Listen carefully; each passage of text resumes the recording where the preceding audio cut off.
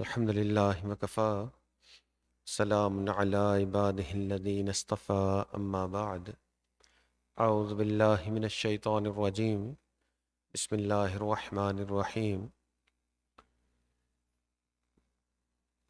أعوذ بالله من الشيطان الرجيم بسم الله الرحمن الرحيم في قلوبهم مرض فزادهم الله مرضا سبحان ربك رب العزة عما يصفون سلام على المرسلين والحمد لله رب العالمين اللهم صل على سيدنا محمد وعلى آل سيدنا محمد وبارك وسلم اللهم صل على سيدنا محمد وعلى آل سيدنا محمد وبارك وسلم اللهم صل على سيدنا محمد وعلى آل سيدنا محمد وبارك وسلم ارشاد باری تعالی ہے فی قلوبہم مرض ان کے دلوں میں مرض ہے فزادہم اللہ مرضا اور اللہ اس مرض کو بڑھا دیتے ہیں۔ قرآن پاک میں اللہ رب العزت دل کے مرض کا تذکرہ فرما رہے ہیں۔ کیا یہ وہ دل کا مرض ہے جس کی وجہ سے انسان کو ہارٹ اٹیک ہوتا ہے؟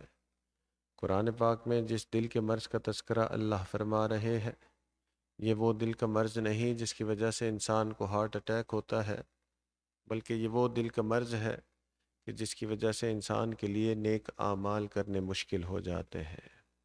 نبی علیہ الصلوۃ والسلام نے ارشاد فرمایا ان فی جسد بنی آدم لمضغہ کہ بنی آدم کے جسم میں ایک لوتھڑا ہے، اذا صلحت صلح الجسد کلہ، جب وہ لوتھڑا سنورتا ہے تو انسان کے تمام جسم جو ہے وہ سنور جاتا ہے، اذا فسدت فسد الجسد کلہ، اور جب وہ لوتھڑا بگڑتا ہے تو انسان کے پورا جسم بگڑ جاتا ہے۔ الا وہی القلب، جان لو کہ وہ انسان کا دل ہے۔ جو جب دل سنورتا ہے تو انسان کے جسم کے تمام اعمال سنور جاتے ہیں۔ دل بگڑتا ہے انسان کے جسم کے تمام اعمال بگڑ جاتے ہیں۔ تو قرآن پاک میں جس دل کا تذکرہ اللہ نے کیا یہ وہ دل نہیں ہے، یہ وہ دل کی بیماری نہیں ہے جس کی وجہ سے انسان کو ہارٹ اٹیک ہوتا ہے، بلکہ قرآن کے دل کی بیماری کا تذکرہ یہ وہ بیماری دل کی ہے جس سے نیک اعمال مشکل ہو جاتے ہیں۔ اللہ رب العزت کو انسانی دل کے اندر بڑی اسپیشل انٹرسٹ ہے، اسی لیے قرآن پاک میں بار بار اس دل کا تذکرہ اللہ نے فرمایا۔ ایک جگہ فرمایا فی قلوبہم مرض، ان کے دلوں میں مرض ہے۔ ایک جگہ فرمایا فی قلوبہم زیغ، ان کے دلوں میں ٹیڑھا پن ہے۔ ایک جگہ فرمایا ثم قست قلوبہم، پھر ان کے دل جو ہے وہ سخت ہو گئے۔ ایک جگہ دعا سکھائی ربنا لا تزغ قلوبنا، اے اللہ ہمارے دلوں کو پھیر نہ دیجیے۔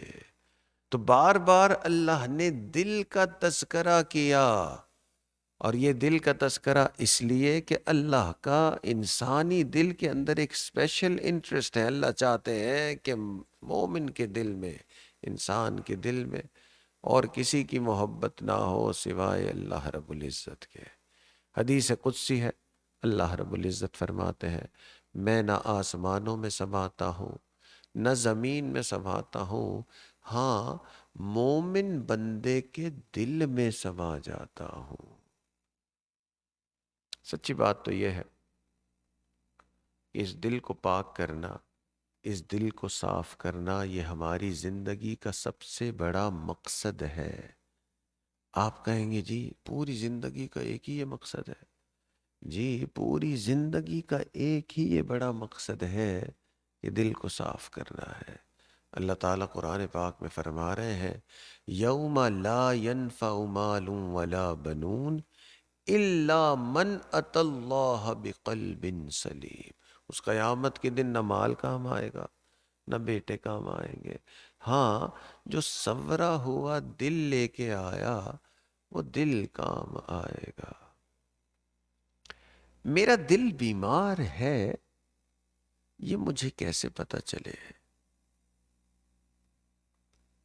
جو انسان کا فزیکل ہارٹ ہے نا، یہ جو جسمانی دل ہے، اس کی بیماریوں کے سمٹمز ہمیں کارڈیولوجسٹ، جو ڈاکٹرز ہوتے ہیں، بتاتے ہیں۔ تو آج کا ڈاکٹر کہتا ہے کہ اگر کسی کو بلڈ پریشر ہے تو اس کا مطلب ہے کہ اس کا دل بیمار ہے۔ اگر کسی کا ہارٹ ریٹ جو ہے وہ بہت زیادہ تیز ہے، ڈاکٹر کہتے ہیں اس کا دل بیمار ہے۔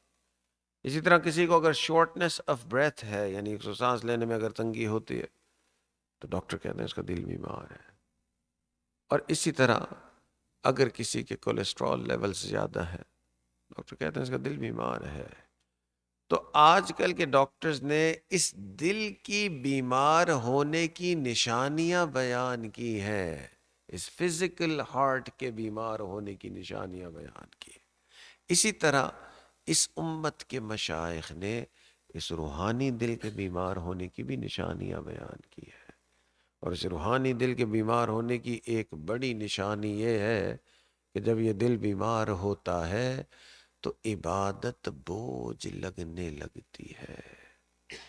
مسجد میں آنا بوجھ لگتا ہے، فجر میں اٹھنا بوجھ لگتا ہے، قرآن پاک پڑھنا بوجھ لگتا ہے، ہر دینی کام ایسا لگتا ہے کہ سر پہ بڑا بوجھ ہے۔ تو جب نیک اعمال کرنا عبادت بوجھ لگنے لگے تو یہ نشانی ہے کہ دل بیمار ہے۔ تو دل بیمار ہونے کی ایک نشانی یہ ہے کہ عبادت بوجھ لگتی ہے، اور دل بیمار ہونے کی ایک نشانی یہ ہے کہ گناہ چھوڑنا بڑا مشکل لگتا ہے۔ انسان سمجھتا بھی ہے کہ جی یہ جو میں کر رہا ہوں یہ صحیح نہیں ہے، پھر بھی نہیں چھوڑ پاتا۔ کئی مرتبہ توبہ بھی کرتا ہے مگر پھر بھی گناہ کر بیٹھتا ہے۔ تو جب گناہ چھوڑنا مشکل ہو جائے، اس کا مطلب ہے کہ دل بیمار ہے۔ تو دل بیمار ہونے کی ایک نشانی یہ ہے کہ عبادت کرنا بہت مشکل لگتی ہے، اور دل بیمار ہونے کی ایک نشانی یہ کہ گناہ چھوڑنا بڑا مشکل لگتا ہے۔ اور دل بیمار ہونے کی ایک نشانی یہ بھی ہے کہ غفلت والے کام بڑے اچھے لگتے ہیں۔ گھنٹوں ٹی وی کے سامنے بیٹھے رہنا بڑا اچھا لگتا ہے، گھنٹوں انٹرنیٹ پہ بیٹھے رہنا بڑا اچھا لگتا ہے، گھنٹوں اس فیس بک کو اور اس یوٹیوب کو سکرول کرتے رہنا بڑا اچھا لگتا ہے۔ تو جب گھنٹوں غفلت والے کام اچھے لگنے لگے، یہ بھی نشانی ہے کہ دل بیمار ہو گیا ہے۔ تو دل بیمار ہونے کی ایک نشانی یہ عبادت بوجھ لگتی ہے، دل بیمار ہونے کی ایک نشانی یہ کہ گناہ چھوڑنا بڑا مشکل لگتا ہے، اور دل بیمار ہونے کی ایک نشانی یہ ہے کہ غفلت والے کام بڑے اچھے لگتے ہیں۔ اور دل بیمار ہونے کی ایک بڑی نشانی یہ ہے کہ نصیحت جو ہے وہ دل پہ اثر نہیں کرتی، انسان نصیحت سننے کے لیے تیار بھی نہیں ہوتا۔ باپ سمجھاتا ہے تو باپ نہیں اچھا لگتا، دوست سمجھاتا ہے تو دوست نہیں اچھا لگتا، نیک آدمی کوئی سمجھاتا ہے تو نیک آدمی نہیں اچھا لگتا۔ میں اسے سمجھوں ہوں دشمن جو مجھے سمجھائے ہے، جو سمجھا رہا ہے وہی برا لگ رہا ہے۔ تو دل بیمار ہونے کی ایک نشانی یہ ہے کہ نصیحت دل پہ اثر نہیں کرتی۔ ایک نوجوان حسن بصری رحمۃ اللہ علیہ کے پاس آیا اور اس نے آگے کہا کہ حضرت ایسا لگتا ہے کہ ہمارے دل جو ہے نا وہ سو گئے ہیں۔ حضرت نے پوچھا بھائی کیوں تمہارے دل سو گئے؟ حضرت نے فرمایا کہ اس نوجوان نے عرض کی کہ حضرت اس لیے سو گئے کہ آپ نصیحت کرتے ہیں، آپ کی نصیحت کا ہمارے دل پہ کوئی اثر نہیں ہوتا۔ حضرت نے فرمایا کہ اچھا، قرآن اور حدیث کی بات کا تیرے دل پہ کوئی اثر نہیں ہوتا تو یوں نہ کہہ کہ دل سو گئے ہیں، یوں کہہ کہ دل مو گئے ہیں، دل مر گئے ہیں۔ دل بیمار ہونے کی ایک بڑی نشانی ہے کہ انسان کو نصیحت اچھی نہیں لگتی، نصیحت ایکسپٹ نہیں کرتا۔ تو یہ دل کا بیمار ہونا یہ ایک بہت بڑا چیلنج ہے۔ سوال یہ پیدا ہوتا ہے کہ میرا دل بیمار ہوتا کیسے ہے؟ مشائخ نے فرمایا کہ دل کے 3 دروازے ہیں جس سے بیماری دل میں جاتی ہے، اور دل کا پہلا دروازہ انسان کی آنکھ ہے۔ آپ کہیں گے جی آنکھ کا دل کے ساتھ کیا تعلق؟ آنکھ کا دل کے ساتھ بڑا گہرا تعلق ہے۔ انسان کہتا ہے بھئی آنکھ تو میرے سر میں لگی ہوئی ہے، دل میرے سینے میں، اس آنکھ کا اس دل کے ساتھ کیا تعلق؟ آنکھ کا دل کے ساتھ بڑا گہرا تعلق۔ نبی علیہ السلام نے فرمایا کہ جو غلط نگاہ کا ڈالنا ہے یہ شیطان کے زہریلے تیروں میں سے ایک تیر ہے، اور جو شخص اپنے آپ کو روکتا ہے اس غلط نگاہ کے ڈالنے سے، اللہ رب العزت اسے ایسا ایمان عطا فرماتے ہیں جس ایمان کی حلاوت دل میں محسوس کرتا ہے۔ تو دیکھیں، آنکھ غلط دیکھتی ہے، دل میں ایمان کی حلاوت، ایمان کی جذبات کم ہو جاتے ہیں، اور آنکھ غلط دیکھنے سے روکتی ہے اپنے آپ کو تو دل میں ایمان کی حلاوت بڑھ جاتی ہے۔ تو دل کے 3 دروازے، ایک انسان کی آنکھ ہے، اس آنکھ کا اس دل پہ بڑا زوردار طریقے سے اثر ہوتا ہے، اور اسی طرح دل کا دوسرا دروازہ انسان کے کان ہے۔ آپ کہتے ہیں اس کان کا اس دل سے کیا تعلق؟ اللہ اکبر، اس کان کا اس دل کے ساتھ بڑا گہرا تعلق ہے۔ نبی علیہ الصلوۃ والسلام نے فرمایا موسیقی کا سننا تمہارے دلوں میں نفاق ایسے پیدا کرتا ہے جیسے بارش میں سبزہ پیدا ہوتا ہے۔ تو دیکھیں، غلط سننے سے انسان کے دل پہ اثر ہوتا ہے۔ اسی طرح اللہ کے نبی نے فرمایا کہ جی انسان جو غلط باتیں سنتا ہے اس کا اثر اس کے دل پہ ہوتا ہے۔ کان بھی زنا کرتے ہیں، اللہ اکبر۔ مسلمانوں کا ایک نیک بادشاہ گزرا ہے، اس کا نام تھا ہارون رشید، اور ہارون رشید کو مسلمان ہسٹورینز بھی اور نان مسلم ہسٹورینز نے بھی لکھا ہے کہ مسلمانوں کا نیک بادشاہ بھی تھا اور بڑا بادشاہ تھا۔ اس کی امپائر جو تھی وہ ایشین کنٹریز میں بھی تھی، یورپین کنٹریز میں بھی، اور افریقن کنٹریز میں بھی، نہیں اپنے وقت کا بڑا بادشاہ تھا، مگر نیک اتنا تھا کہ ہر رات 100 رکعت نفل پڑھتا تھا، حافظ قرآن تھا۔ مگر علماء نے لکھا ہے کہ اس نیک بادشاہ 100 رکعت نفل پڑھنے والا بادشاہ، اس کی بیوی جو تھی زبیدہ خاتون، یہ اس سے بھی زیادہ نیک تھی، اور اس کی وجہ انہوں نے یہ لکھی ہے کہ اس عورت کے کان محفوظ تھے۔ کان کیسے محفوظ تھے؟ بادشاہ کا بہت بڑا محل تھا، اور اس محل میں بادشاہ نے 100 ایسی عورتوں کو نوکری دی تھی جو سب کی سب حافظ قرآن تھی، اور ان سے کہا تھا کہ جی محل کے مختلف جگہوں پہ بیٹھ کے انہوں نے قرآن پاک پڑھنا ہے۔ یہ زبیدہ خاتون کہتی ہیں کہ جی میں نے اپنے کان میں اور کوئی آواز جانے ہی نہیں دینی سوائے اللہ کے کلام کے۔ تو علماء فرماتے ہیں کہ جی 100 رکعت نفل ہر رات پڑھنے والا یہ جو بادشاہ، بیوی اس سے بھی زیادہ نہیں۔ پھر بھی سوال ہوتا ہے کہ جی بیوی کی نیک ہونے کا اتنی بڑی سرٹیفکیٹ، یہ 100 رکعت نفل پڑھنے والے بادشاہ سے زیادہ نیک کیوں؟ تو علماء نے اس کا جواب دیا کہ انسان کی نیکی کا پتہ اس کے دل کی خواہشات سے چلتا ہے، کہ جیسے انسان کے دل کی خواہشات ویسے اتنی نیکی ہے۔ تو یہ بادشاہ ایک مرتبہ بڑا خوش تھا۔ ایک مرتبہ اس نے زبیدہ خاتون سے کہا تم سے جو مانگنا چاہتی ہے دینے کے لیے تیار ہوں۔ زبیدہ خاتون نے کہا بادشاہ سلامت، سوچ لیجیے۔ بادشاہ نے کہا کہ امیر بھی ہوں، اللہ نے اتنی فتح دی ہے، بڑا بادشاہ ہوں، مانگ، آج جو تیری خواہش ہوگی پوری کروں۔ زبیدہ خاتون نے کہا بادشاہ سلامت پھر ایسا کیجئے کہ یہ جو عراق کے اندر دریائے فرات بہتا ہے نا، اس دریا میں سے ایک نہر نکالیں اور اس نہر کو میدان عرفات تک لے جائیں۔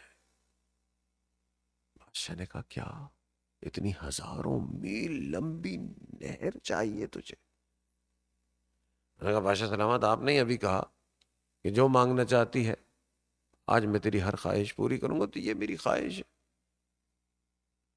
بادشاہ نے کہا ٹھیک ہے، وعدہ تو کیا تھا، اللہ کی بندی یہ ہزاروں میل لمبی نہر کا تیرے کو فائدہ کیا ہے؟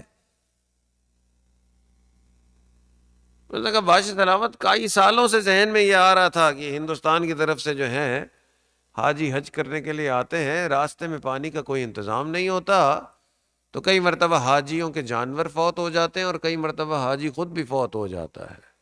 تو اگر یہ نہر بن جائے گی جو میدان عرفات تک جائے گی تو حاجیوں کے لیے پانی کا انتظام ہو جائے گا اور مجھے ان حاجیوں کی دعائیں مل جائیں گی۔ اللہ! تو علماء نے فرمایا کہ کیونکہ انسان کے دل کا اندازہ اس کے دل کی خواہشات سے پتہ چلتا ہے، اس لیے 100 رکعت نفل پڑھتا تھا بادشاہ۔ علماء نے فرمایا نہیں، یہ زبیدہ خاتون سے بھی زیادہ نیک تھی، اس کے کان محفوظ تھے۔ تو دل میں بیماری جو جاتی ہے وہ 3 طریقوں سے، ایک انسان کی آنکھ سے، ایک انسان کے کان سے، اور تیسری انسان کی زبان سے۔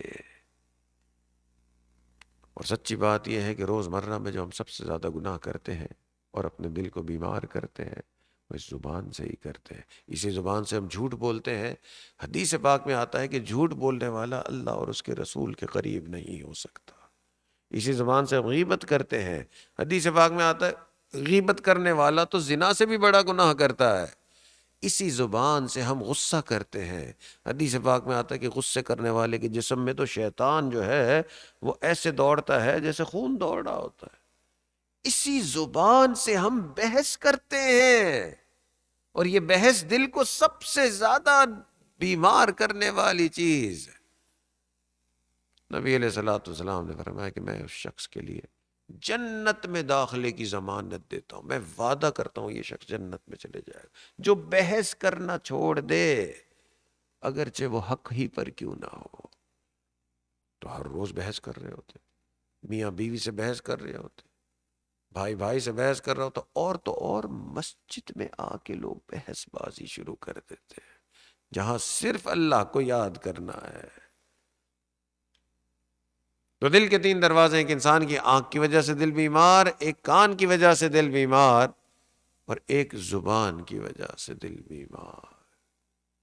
کاش کہ ہم اس زبان پہ قابو کر لیں۔ اللہ! ہمارے ہند و پاک بر صغیر کے ایک بڑے بزرگ گزرے ہیں، ان کا نام تھا خواجہ باقی باللہ رحمۃ اللہ علیہ۔ آپ کی مجلس میں گفتگو کم ہوتی تھی، آپ گفتگو کم فرماتے تھے۔ آپ نے اپنے متعلقین جو آپ کے سیکھنے کے لیے دین آتے تھے ان کو کہا تھا کہ بس ہم سب بیٹھ کے اللہ کو یاد کریں گے۔ تو ایک اسی طرح کی مجلس چل رہی تھی، حضرت بھی خاموش اور حضرت کے سامنے جو ان کے شاگرد تھے وہ سب بھی خاموش بیٹھے ہوئے تھے۔ ایک نیا آدمی آیا اور اس نے آ کے دیکھا کہ سارے خاموش ہیں اور اتنے بڑے بزرگ ہیں وہ بھی خاموش ہیں، تو انہوں نے اپنے طور پہ ایک اچھائی کی اور انہوں نے حضرت سے عرض کی کہ حضرت آپ کچھ نصیحت کر دیں لوگوں کو تاکہ لوگوں کو فائدہ ہو جائے گا۔ حضرت آپ کچھ نصیحت کر دیں تاکہ لوگوں کو فائدہ ہو جائے گا۔ حضرت نے فرمایا کہ جس کو ہماری خاموشی سے فائدہ نہیں ہوا اس کو ہمارے الفاظ سے بھی فائدہ نہیں ہوا۔ کہ یہ خاموشی بھی یہ سیکھنی پڑتی ہے۔ ہر مرتبہ بحث کرنا، یہ ٹٹ فور ٹیٹ کرنا یہ ضروری نہیں ہے۔ یہ خاموشی بھی بہت بڑی نیکی ہے اگر یہ آ جائے۔ تو دل کے 3 دروازے، ایک انسان کی آنکھ ہے، ایک انسان کے کان ہے، ایک انسان کی زبان ہے۔ اگر اس کو بے دریغ استعمال کریں گے دل بیمار ہو جائے گا، پھر انسان کو عبادت بھی بوجھ لگے گی، گناہ چھوڑنا بھی مشکل لگے گا، غفلت والے کام ہی اچھے لگیں گے اور کچھ اچھا نہیں لگے گا۔ بس دل چاہے گا عیاشی ہوتی رہے اور کوئی کام میں نہ کروں۔ تو دل کا بیمار ہونا ایک بہت بڑا لاس ہے۔ سوال یہ ہے کہ اس دل کا کیور کیا ہے، اس دل کا علاج ہے کیا؟ تو دل کے چند علاج اللہ کے پیارے محبوب نے بیان فرمائے ہیں، اور دل کا پہلا علاج جو اللہ کے پیارے محبوب نے بتایا وہ یہ ہے کہ انسان کثرت سے اللہ کا ذکر کرے، اللہ کو یاد کرے۔ نبی علیہ الصلوۃ والسلام نے فرمایا ذکر اللہ شفاء القلوب، اللہ کی یاد یہ دلوں کی شفا ہے۔ ہم جتنے بھی یہاں بیٹھے ہوئے ہیں نا، ہم میں سے ہر ایک کسی نہ کسی ایسے شخص کو ضرور جانتا ہوگا کہ جو بڑے گناہ کرتا تھا، غفلت والی زندگی تھی، اس نے اللہ کو تھوڑا سا یاد کرنا شروع کیا، تھوڑا سا مسجد آنا شروع کیا، نماز پڑھنا شروع کی، کچھ نہ کچھ اللہ کو یاد کرنا شروع کیا، وہی شخص ہے خود کہتا ہے نہیں جی یہ غلط کام نہیں کروں گا. کوئی اس کو فورس نہیں کر رہا، کوئی اس کو پیچھے نہیں پڑا ہوا ہے کہ نہیں تو یہ غلط کام نہ کر، خود ہی کہتا ہے نہیں غلط کام اب نہیں کروں گا. کیا وجہ؟ کہ اللہ کی یاد نے دل کو کیور کر، دل کو شفا دے دی ہے. تو اللہ کی یاد یہ پہلا طریقہ ہے. کتابوں میں ایک واقعہ درج ہے، ایک نیک بادشاہ تھا، اس نے ایک بڑی زبردست مسجد بنائی، اور بادشاہ بھی نیک تھا اور بادشاہ کی اولاد بھی نیک تھی. بادشاہ کی ایک بیٹی تھی، اس نے کہا کہ جی ابا حضور آپ نے اتنی زبردست عالی شان مسجد بنائی ہے، میں چاہتی ہوں میں سب سے پہلا شخص ہوں جو اس مسجد میں جا کے نماز پڑھے. ابھی مسجد تقریباً مکمل ہونے والی تھی. بادشاہ بڑا خوش ہوا کہ دیکھو میری بیٹی کتنی نیک، کہ وہ چاہتی ہے میں سب سے پہلی ہو کے جا کے یہاں پہ نماز پڑھوں. تو بادشاہ نے بیٹی سے کہا کہ تو چلی جا، میں وہاں پیغام بھیج دیتا ہوں. تو وہاں پیغام بھیجا کہ جی یہ شہزادی آئے گی، نماز پڑھے گی، تو سارے کام کرنے والے مسجد سے چلے جائیں. شہزادی جب نماز پڑھ کے چلی جائے گی تو پھر واپس مسجد میں کام کرنے والے آ جائیں. سارے کام کرنے والے باہر نکل گئے. شہزادی مسجد میں پہنچی، مسجد میں داخل ہوئی اور اس نے نفلیں ادا کرنا شروع کر دی. ایک کام کرنے والا پیچھے رہ گیا تھا، نوجوان، وہ جلدی جلدی باہر نکلا. وہ جب باہر نکلا تو اس کی نگاہ جو ہے وہ شہزادی پہ پڑ گئی، اور اس کو شہزادی اتنی خوبصورت لگی کہ اس کا دل شہزادی پہ آ گیا. اب مسجد سے باہر نکلا تو شہزادی کے علاوہ اس کے دل پہ، اس کے دماغ پہ اور کوئی چیز ہی نہیں تھی. اس طرح سے اس کے دل پہ یہ محبت چھا گئی کہ وہ شہزادی چلی گئی. وہ شہزادی کے خیال میں کام پہ واپس بھی نہیں گیا، گھر چلے گیا، کھانا پینا چھوڑ دیا، اگلے دن بھی کام پہ نہیں گیا. ماں نے دیکھا کہ نوجوان میرا بیٹا مزدور کام پہ نہیں گیا، کھائے گا پیے گا کیسے؟ آج پورا دن اس نے کھانا بھی نہیں کھایا ہے. تو آخر کو پوچھ ہی لیا کہ بیٹا پورے دن سے تو نے کھانا نہیں کھایا ہے، کام پہ نہیں گیا، کیا مسئلہ کیا ہے تیرا؟ اس نے کہا بادشاہ کی بیٹی مسجد میں آئی تھی نماز پڑھنے کے لیے، میں نے اس کو دیکھا ہے اور مجھے اس سے محبت ہو گئی ہے، تو جب تک اب مجھے وہ ملے گی نہیں، نہ کچھ کھاؤں گا، نہ پیوں گا، نہ کام کروں گا. ماں نے کہا تیرا دماغ خراب ہے، بادشاہ کی بیٹی تجھے مل سکتی ہے کوئی؟ ہم مزدور لوگ ہیں، وہ بادشاہ کی بیٹی ہے، تو تجھے نہیں مل سکتی وہ. بیٹے نے کہا کہ اچھا نہیں مل سکتی ہے تو پھر مجھے زندہ بھی نہیں رہنا. ماں نے کہا اس کا تو دماغ ہی خراب ہو گیا. ماں نے کہا 1-2 دن اور نہیں کھائے گا تو سیدھا ہو جائے گا. 2-3 دن اور گزر گئے اور واقعتاً اس نے نہیں کھایا، نہ کام پہ جا رہا ہے. اب ماں کو فکر ہوئی، تو ماں کے ذہن میں یہ خیال آیا کہ میں جاتی ہوں بادشاہ کے پاس اور اس سے جا کے رشتہ مانگوں گی. وہ جب منع کرے گا نا رشتے سے تو اس کو آ کے بتا دوں گی جی بادشاہ نے منع کر دیا ہے، اب فائدہ نہیں ہے، اب مجھے نہیں ملنی ہے وہ، کہ جس نے رشتہ دینا ہے اس نے ہی منع کر دیا ہے. تو بادشاہ کے ذہن، تو یہ ماں کے ذہن میں یہ آئیڈیا آیا. تو ماں گئی بادشاہ کے پاس.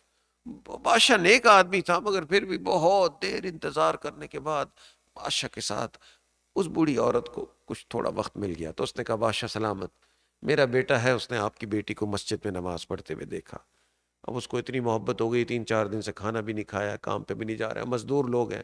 کہتا میں نے اس سے شادی کرنی ہے. اب مجھے تو پتا ہے کہ کوئی ہمارا جوڑ ہے آپ سے، تو میں تو صرف اس لیے آئی ہوں کہ آپ منع کریں کہ نہیں میں نے رشتہ نہیں دینا، تاکہ میں اس کو جا کے بتا سکوں کہ بادشاہ نے منع کر دیا ہے، تاکہ وہ اپنی عام زندگی پہ واپس لوٹ آئے. اس عورت کی حیرانگی کی انتہا نہ رہی کہ بادشاہ نے کہا کہ دیکھو بی بی، مجھے اپنی بچی کے لیے کوئی بہت امیر آدمی نہیں چاہیے، مجھے اپنی بچی کے لیے نیک آدمی چاہیے. تو اگر تیرا یہ جو بیٹا ہے نا، یہ جو نئی مسجد ہم نے بنائی ہے، اس میں اگر 40 راتیں ہر رات عبادت کرے گا تو میری نظر میں یہ نیک ہے. 40 راتیں اگر متواتر عبادت میں گزارتا ہے اس مسجد میں، میری نظر میں نیک ہے، میں اپنی بیٹی کی شادی اس سے کر دوں گا. ماں حیران کہ اچھا صرف 40 راتیں عبادت کرنے پہ؟ جو میرے بیٹے کی حالت ہوئی وہ تو 4000 راتیں بھی عبادت کر سکتا ہے. تو دوڑتے ہوئے گھر گئی اور جا کے بیٹے سے کہا کہ بیٹا بادشاہ نے تیرا رشتہ قبول کر لیا ہے، بس چھوٹی سی شرط ہے کہ 40 رات مسجد میں عبادت کرنی ہے. بیٹے نے بھی کہا 40 رات عبادت کیا بڑی بات ہے. بھائی نے کہا بہت اچھا. بیٹے نے کہا کہ عشاء کی نماز پہ چلے جاؤں گا اور بہت ہی سچائی کے ساتھ عبادت کروں گا. عشاء کی نماز بھی مسجد میں پڑھی اور پھر نفلیں پڑھی، پھر قرآن پڑھی، پھر تسبیحات کی، پھر دعائیں کی، پھر نفلیں پڑھی. فجر کا وقت ہو گیا، پوری رات عبادت پہ گزار دی. فجر کی نماز پڑھ کے واپس گھر آیا. پہلی رات یوں گزاری، دوسری رات یوں گزاری، 5 راتیں، 10 راتیں، 20 راتیں یوں گزر گئیں، 40 راتیں بھی یوں ہی گزر گئیں، 60 راتیں بھی یوں ہی گزر گئیں، 80 راتیں گزر گئیں. 80 راتوں کے بعد بادشاہ نے پیغام بھیجا کہ نوجوان، خبر ملی ہے تو 80 راتوں سے مسجد آ رہا ہے، تو ہماری تو بات 40 راتوں کی ہوئی تھی، تو شادی نہیں کرنی بیٹی سے؟ تو اس نے بادشاہ سلامت کو پیغام بھیجا کہ بادشاہ سلامت، جس ذات کو یاد کر رہا ہوں اس ذات سے ایسی محبت ہو گئی ہے کہ اب آپ کی بیٹی کے لیے اس دل میں جگہ نہیں ہے. اللہ. تو یہ اللہ کی یاد، یہ دلوں کی شفا ہے. تو دل کو پاک کرنے کے لیے، دل کو صاف کرنے کا پہلا طریقہ یہ انسان اللہ کو یاد کرے. اس لیے جو لوگ مشائخ کے پاس جاتے ہیں، اللہ والوں کے پاس، وہ سب سے پہلا لیسن ان کو یہی دیتے ہیں کہ جی کچھ نہ کچھ اللہ کو صبح میں یاد کریں اور کچھ نہ کچھ اللہ کو شام میں یاد کریں. مگر کچھ لوگ کہتے ہیں کہ جی کوئی اور راستہ بھی ہونا چاہیے. تو اللہ کے پیارے محبوب نے ایک اور راستہ بھی بتایا اس دل کو پاک کرنے کے لیے. اور وہ کیا کہ انسان نیک مجلسوں میں آنا جانا رکھے. ہم نیک مجلسوں میں آنے جانے کو نفلی عمل سمجھتے ہیں. ہم کہتے ہیں نماز تو فرض ہے، روزہ فرض ہے، حج ہے، زکوٰۃ ہے، یہ فرائض ہیں. نیک مجلس میں آ گئے تو اچھی بات ہے، مگر نیک مجلس میں نہیں بھی آئے تو کوئی اتنی پکڑ والی بات نہیں ہے، کیا ہوا. مگر حقیقت یہ ہے کہ یہ نیک مجالس ایسی چیز ہے کہ ان میں آ کے انسان کے سارے فرائض بھی زندہ ہو جاتے ہیں. اللہ کے پیارے محبوب نے فرمایا المرء علی دین خلیلہ، انسان اپنے دوست کے دین پر ہے. یعنی جیسی صحبت اس کی ہوگی نا وہ ویسے دین پہ ہوگا. تو نیک مجلسوں میں اگر آنا جانا ہوگا، یہ اس بات کی دلیل ہے کہ یہ نیکی پہ آ گیا ہے. اور نیک مجلسوں میں آنا جانا اگر رہ گیا تو اس کا مطلب ہے نیکی سے رہ گیا ہے.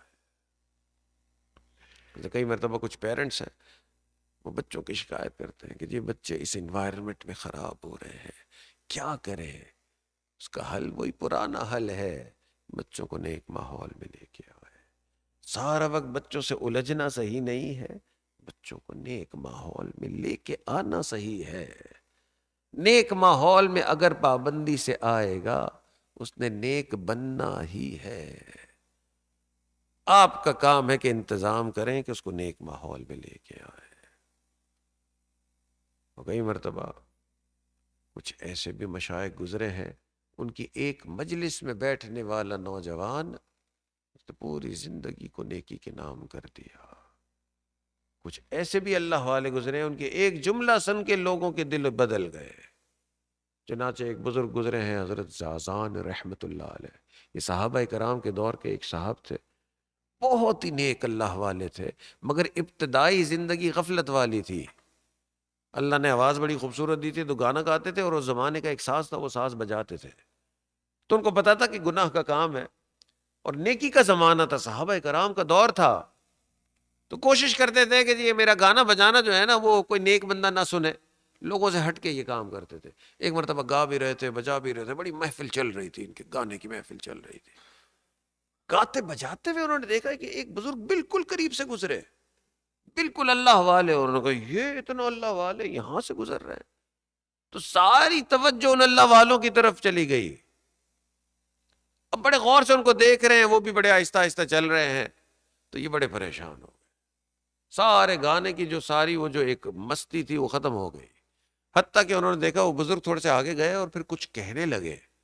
تو اب یہ اور پریشان ہو گئے کہ کہیں مجھے کوئی بد دعا تو نہیں دے رہے. تو اس وقت انہوں نے سارے لوگوں سے کہا کہ بھئی آج جو ہے نا بس اب ختم کرتے ہیں، پھر زندگی رہی تو کبھی سنا دیں گے آپ کو پھر گانا. تو لوگ اٹھ کے چلے گئے. اور وہ جو کونے پہ بندہ بیٹھا تھا نا، یہ اٹھ کے ان کے پاس گئے کہ جی یہ کون ہے یہاں سے جو گزرے ہیں؟ انہوں نے کہا آپ کو نہیں پتا یہ کون؟ انہوں نے کہا نہیں. اس نے کہا یہ صحابی رسول ہیں حضرت عبداللہ ابن مسعود رضی اللہ عنہ۔ انہوں نے کہا اللہ، میں کسی عام نیک آدمی کے سامنے یہ گانا بجانا نہیں کرنا چاہتا تھا، اور یہ اللہ کے نبی کے صحابی تو بڑے پریشان۔ انہوں نے کہا جی کھڑے کھڑے کچھ کہہ رہے تھے میرے بارے میں، کچھ کہہ رہے تھے؟ انہوں نے کہا ہاں آپ کے بارے میں کہہ رہے تھے۔ کہا جی کیا کہہ رہے تھے؟ انہوں نے کہا کہہ رہے تھے کہ کتنی خوبصورت آواز ہے، کاش کہ یہ آواز اللہ کے قرآن کے لیے استعمال ہوتی۔ ویسے ہی پریشان تھے، یہ بات سن کے آنکھوں میں آنسو آ گئے۔ پوچھا کدھر ہوتا ہے یہ عبداللہ ابن مسعود؟ انہوں نے کہا جی فلاں جگہ رہتے ہیں۔ یہ حضرت عبداللہ ابن مسعود کے گھر پہ چلے گئے، دروازے پہ دستک دی تو حضرت باہر تشریف لائے تو فرمایا، عرض کی کہ حضرت میں وہ گناہ گار جس کے گانے بجانے کی مجلس کی قریب سے آپ گزرے تھے، اور آپ نے فرمایا کاش کہ یہ آواز اللہ کے قرآن کے لیے استعمال ہوتی۔ آج آپ کے سامنے وعدہ کر رہا ہوں اب یہ آواز صرف اللہ کے قرآن کے لیے استعمال ہو۔ تو ایک بزرگ کے ایک جملے نے ساری زندگی کو بدل دیا، پھر اپنے وقت کے بڑے بزرگ اور بڑے عالم دین بنے۔ اللہ اکبر۔ تو دل کو پاک کرنے کے 3 طریقے ہیں، اللہ کے نبی نے بتائے۔ ایک یہ کہ انسان کثرت سے اللہ کا ذکر کرے، اور دوسرا یہ ہے انسان نیک صحبت میں آنا جانا رکھے، اور تیسرا یہ کہ انسان اپنے دل کو دھو لے۔ دل کو کیسے دھوتے ہیں؟ حدیث پاک میں آتا ہے کہ اللہ رب العزت نے وحی بھیجی حضرت ابراہیم علیہ السلام پر، اے میرے پیارے ابراہیم اپنے دل کو دھو لیا کر۔ حضرت ابراہیم نے عرض کیا اللہ پانی تو یہاں جاتا نہیں، میں اس دل کو کیسے دھوں؟ حضرت ابراہیم علیہ السلام پہ اللہ نے پھر وحی نازل کی، اے میرے پیارے ابراہیم یہ دل جو ہے یہ پانی سے نہیں دھلتا، یہ دل دھلتا ہے ندامت کے نکلے ہوئے آنسوؤں سے۔ جب انسان سچی توبہ کرتا ہے، اللہ اکبر، تو انسان جب توبہ کرتا ہے اللہ رب العزت اس دل کو دھو دیتے۔ حدیث پاک میں آتا ہے التائب من الذنب کمن لا ذنب لہ، جس نے گناہ سے توبہ کی وہ ایسا ہی ہے کہ جیسے اس نے گناہ کیا ہی نہ تھا۔ تو انسان جب سچی توبہ کرتا ہے تو اس دل کو اللہ رب العزت دھو دیتے ہیں۔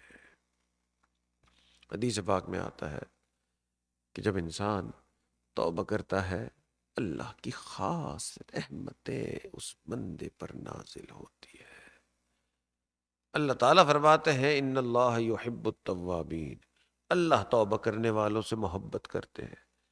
بھئی ہونا تو یہ چاہیے نا کہ اللہ اس سے محبت کرے جو پوری زندگی تہجد پڑھتا ہو، نفلیں پڑھتا ہو، روزے رکھتا ہو، مسجد بناتا ہو، مدرسے بناتا ہو، دین میں وقت لگاتا ہو۔ تو اللہ تعالیٰ فرما رہے نہیں، اللہ محبت کرتے ہیں توبہ کرنے والے کے ساتھ، یعنی اس شخص سے جس نے گناہ کیا پھر اس کو اپنے گناہ کے اوپر ندامت ہوئی، اس نے توبہ کی، اللہ فرماتے ہیں میری محبت اس کے لیے بھی ہے۔ اللہ اکبر۔ اس لیے مومن کو تو چاہیے کہ خوب توبہ کیا کرے۔ کسی کہنے والے نے کہا صبح توبہ شام توبہ لب پہ میرے مدام توبہ، صبح توبہ شام توبہ لب پہ میرے مدام توبہ، بے اثر ہو یا با اثر ہو اپنے کرنے کا کام توبہ۔ تو مومن کے کرنے کا کام توبہ۔ حدیث پاک میں بنی اسرائیل کے ایک بدکار آدمی کا واقعہ آتا ہے کہ بنی اسرائیل کا ایک بدکار آدمی تھا، اس کا نام تھا الکفل، اور الکفل بہت ہی امیر تھا، بڑا مال و دولت اس کے پاس تھا، اور بدکار تھا، ہر رات ایک نئی عورت کے ساتھ وقت گزارتا تھا۔ اپنے گھر کے باہر اس نے دیکھا کہ ایک عورت کھڑی ہوئی ہے، وہ سمجھا کہ وہ بھی اسی کام کے لیے آئی ہے، باہر گیا اور اسے جا کے پوچھتا ہے کہ میرے ساتھ رات گزارے گی؟ اس نے کہاں گزاروں گی، کتنے پیسے لے گی؟ اس نے کہا 60 دینار لوں گی۔ دینار اس زمانے میں گولڈ کوئن کو کہتے تھے، یعنی 60 گولڈ کوئنز اس نے مانگے۔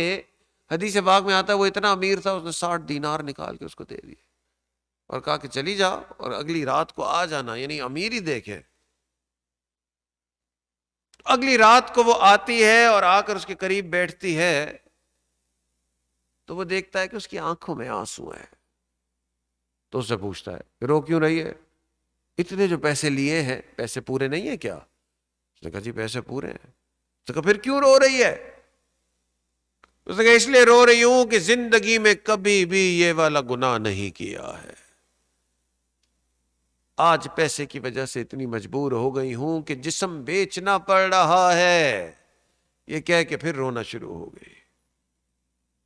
تو الکفل تھوڑا سا پریشان ہو گیا کہ یہ تو غلط عورت یہاں آ گئی ہے، یہ کام نہیں کرتی ہے. وہ روتے روتے کہتی ہے کہ میرے مالک نے ہمیشہ مجھے عبادت کرتے ہوئے دیکھا ہے، آج میرا مالک مجھے اتنا بڑا گناہ کرتے ہوئے دیکھے گا. کہہ کے پھر رونا شروع کر دیا.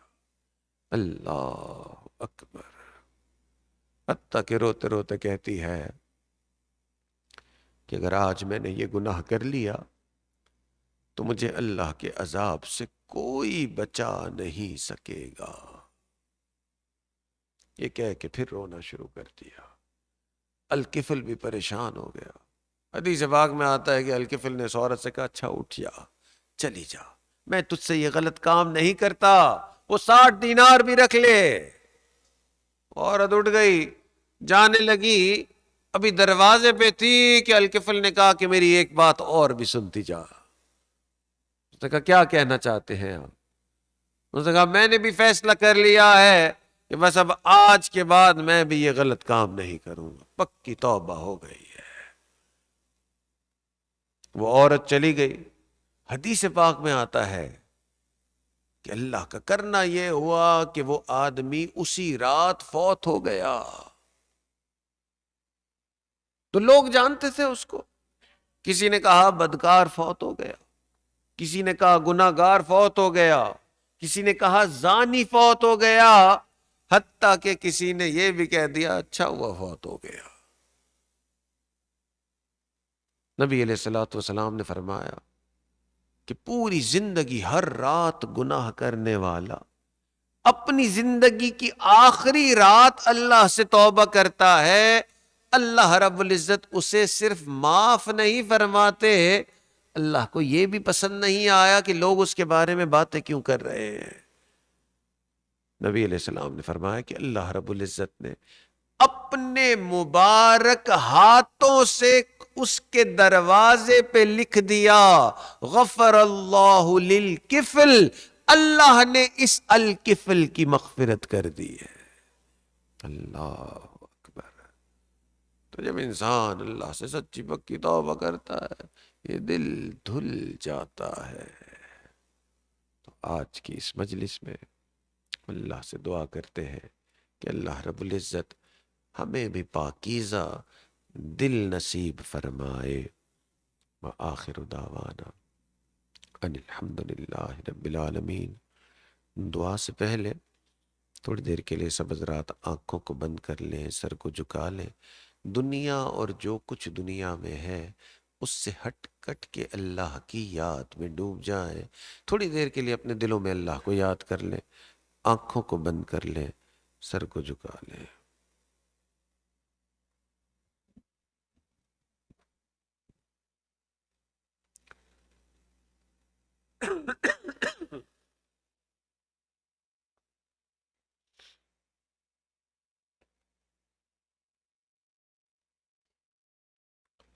ہوا و حرص والا دل بدل دے،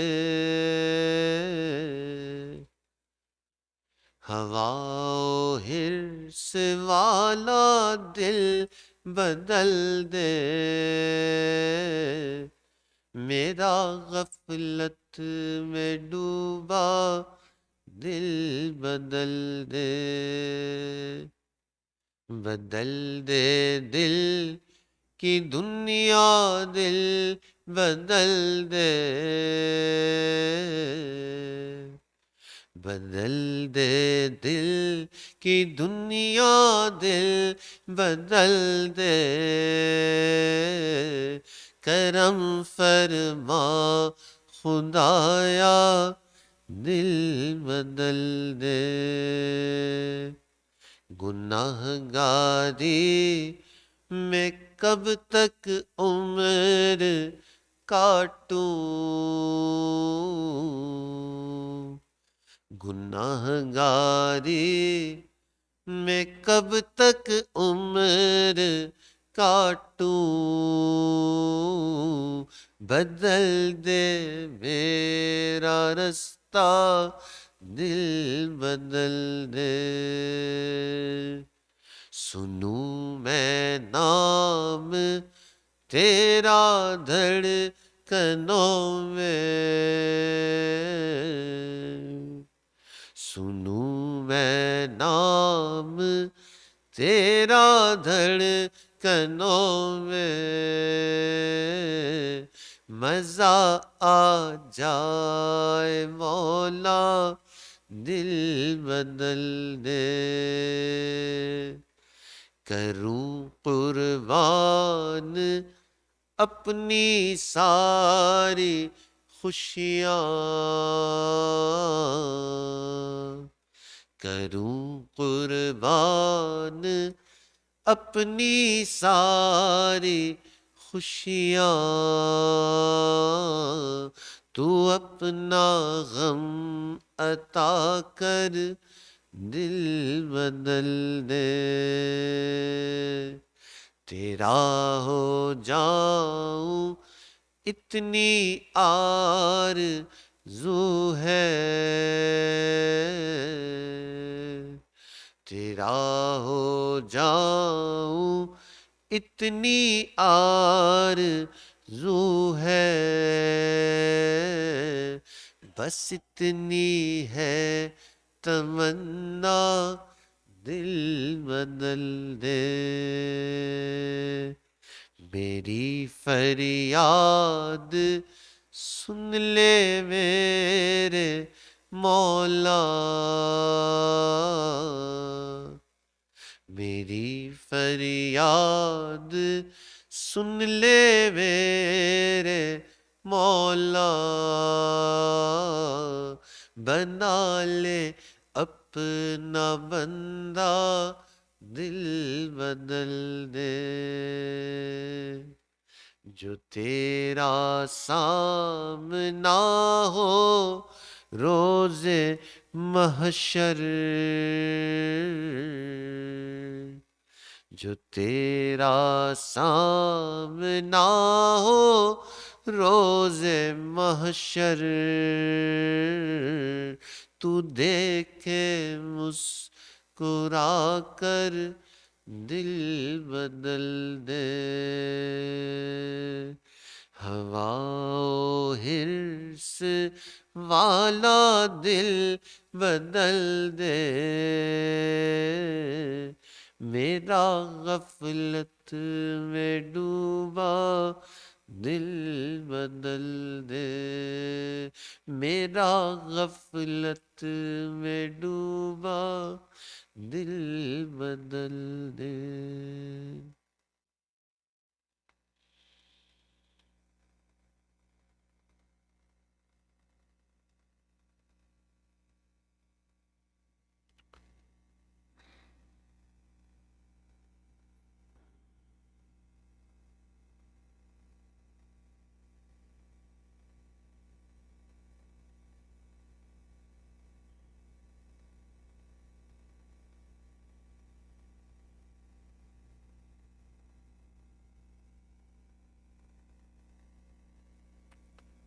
لا الہ الا اللہ محمد الرسول اللہ۔ دعا کر لیجئے۔ سبحان ربی العلی الوہاب، اللہم صلی علی سیدنا محمد وعلی آل سیدنا محمد وبارک وسلم۔ ربنا ظلمنا انفسنا وإن لم تغفر لنا وترحمنا لنکونن من الخاسرین۔ اے اللہ، ہم آپ کے عاجز مسکین بندے ہیں، اللہ ہمارے گناہوں کو معاف فرما، ہماری خطاؤں سے درگزر فرما، ہمارے عیبوں کی پردہ پوشی فرما، اللہ برے دن سے محفوظ فرما، اللہ بری رات سے محفوظ فرما، میرے مالک برے کاموں سے محفوظ فرما، اے اللہ برے انجام سے محفوظ فرما، اللہ ہدایت ملنے کے بعد گمراہی سے محفوظ فرما، اللہ سیدھا رستہ ملنے کے بعد بھٹکنے سے محفوظ فرما، اللہ گناہوں کے دلدل سے نکل جانے کے بعد گناہوں کے دلدل میں پھنس جانے سے محفوظ فرما، میرے مالک نفس و شیطان کے مکر و فریب سے محفوظ فرما، اللہ نفس و شیطان کے مکر و فریب سے محفوظ فرما، میرے مالک عزت ملنے کے بعد ذلت سے محفوظ فرما، اللہ در در کے دھکے کھانے سے محفوظ فرما، میرے مالک اپنی رحمت کا سایہ عطا فرما، اللہ آپ کو ناراض نہیں کرنا چاہتے، میرے مالک تیرے کمزور بندے ہیں، اللہ کبھی شیطان غلط راستوں پہ ڈال دیتا ہے، اللہ کبھی ہماری خواہشات ہمیں غلط راستوں پہ لے جاتی ہے، میرے مالک ہماری کمزوری کا تو یہ عالم ہے، اللہ رات توبہ کرتے ہیں، صبح توبہ توڑ بیٹھتے ہیں، اللہ صبح توبہ کرتے ہیں، رات پھر توڑ بیٹھتے ہیں، اللہ چند قدم آگے بڑھتے ہیں، میرے مالک کئی قدم پیچھے چلے جاتے ہیں، اللہ ہمارے لیے گناہ چھوڑنا بڑا مشکل کام ہو گیا،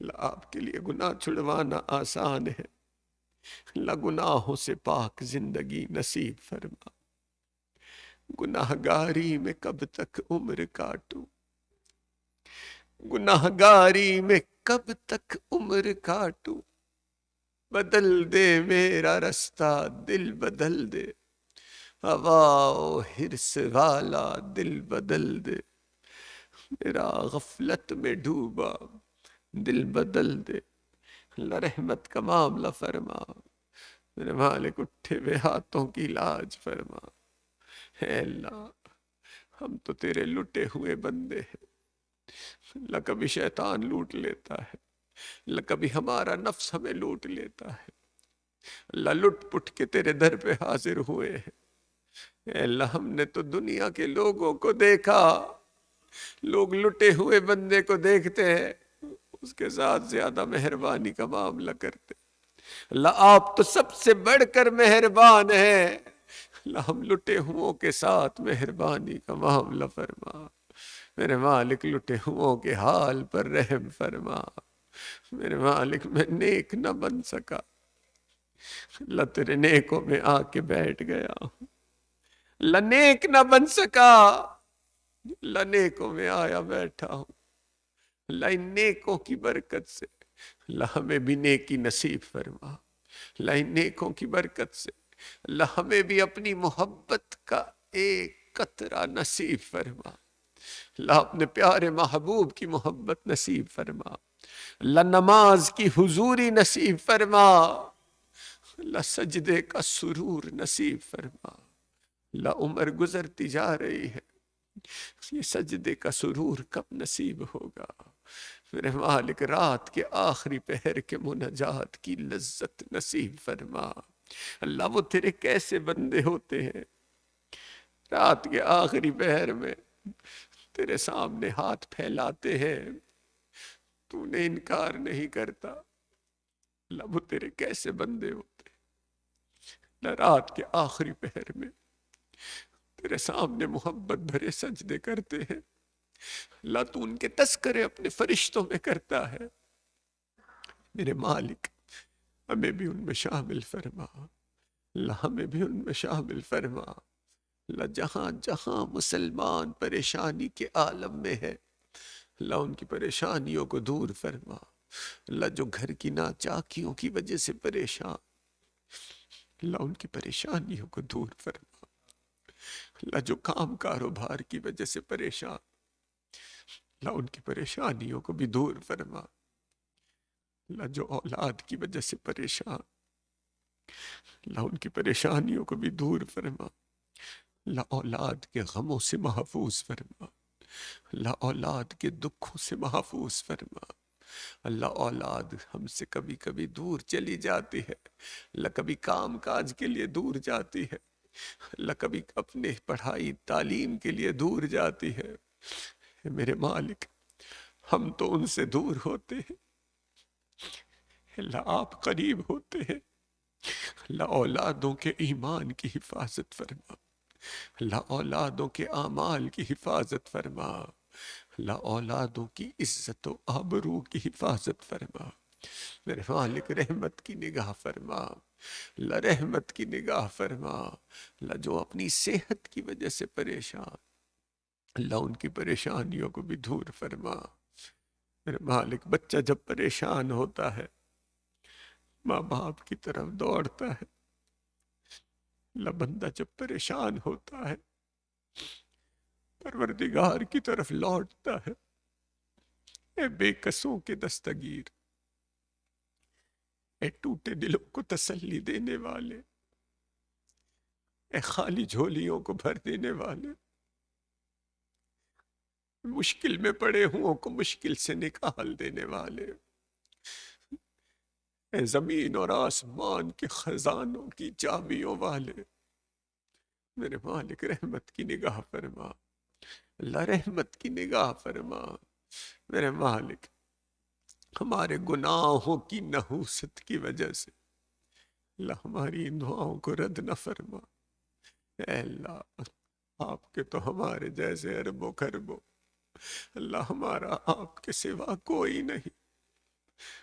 پروردگار عالم تیرا ہی ہے سہارا، پروردگار عالم تیرا ہی ہے سہارا، تیرے سوا جہاں میں کوئی نہیں ہمارا۔